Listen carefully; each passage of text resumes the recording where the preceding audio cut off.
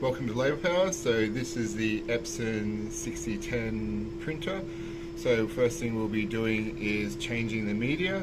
So we backfeed to release the old media in the machine, and we open the back media cover here.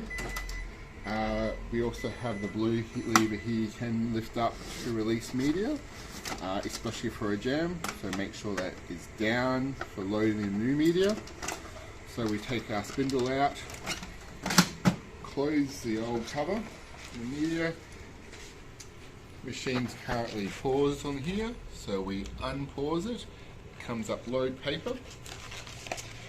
We take the old media out of the spindle and install the new media onto the spindle here. Open the media cover. Drop our media in. You can see this stuff here is die cut. So we feed it in under the little foot here, about 8 centimeters until the printer grabs it. Adjust our label guides so it's tight but not too tight. Close the cover. Now our old stock that was in the machine was a continuous roll. The new stuff is die cut. So we have to change the menu here.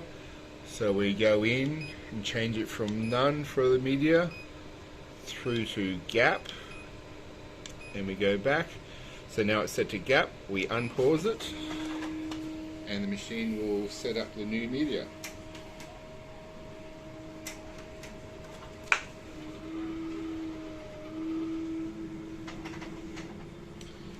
And that's our first one there ready to go. So you can cut that and you can press feed again.